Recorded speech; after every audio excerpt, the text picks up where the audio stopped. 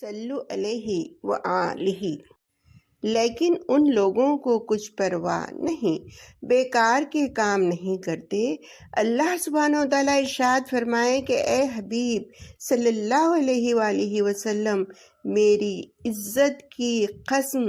ایسے لوگوں کو پاک حیات عطا کروں گا، بس جس وقت ان کی روح تن سے جدا ہوگی تو ملک الموت کو نہیں بھیجوں گا، بلکہ میں خود ان کی روح کو آزاد کر دیتا ہوں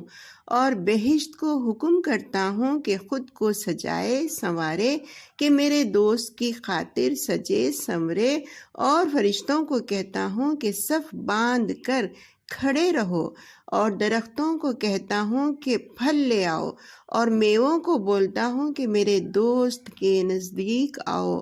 اور ہوا کو کہتا ہوں کہ عرش کی ٹھنڈی ہوا لے آؤ، اور کافور اور مشک کی خوشبو پھیلاؤ، بغیر آگ عود جلاؤ۔ مجھ میں اور اس بندے کی روح میں کچھ حجاب نہیں رہتا۔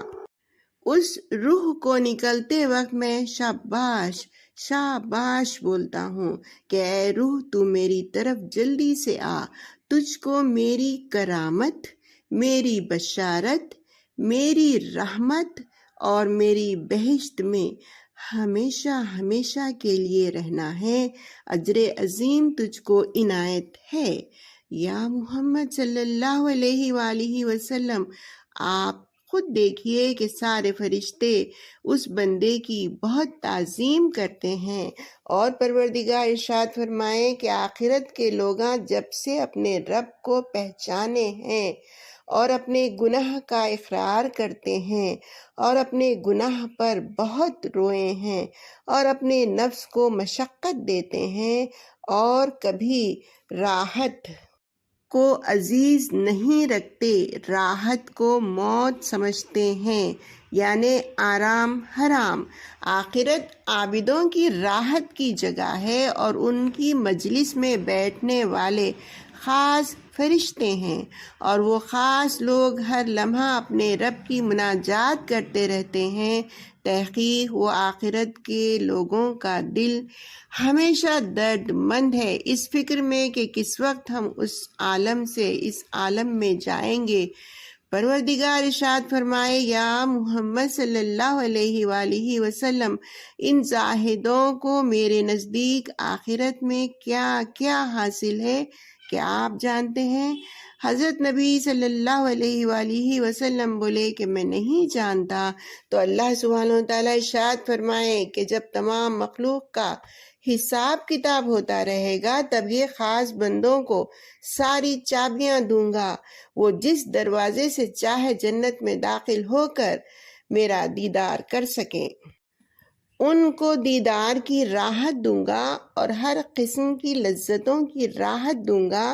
میری باتوں میں شامل کروں گا، میرے قرب اور صدق کے مقام میں میں بادشاہ قادر ہوں، اور ان کو یاد دلاؤں گا جو کچھ دنیا میں وہ مشقت اور محنت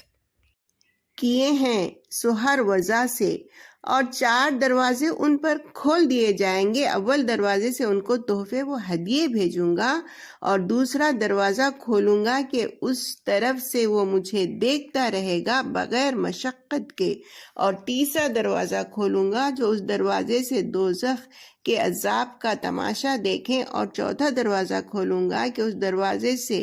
بہشت کا اور حوروں کا تماشا دیکھیں۔ سوال: ان لوگوں کی دنیا میں کیا روش ہے؟ جواب: کسی چیز کا انہیں غم نہیں اور موت کا ڈر نہیں رکھتے۔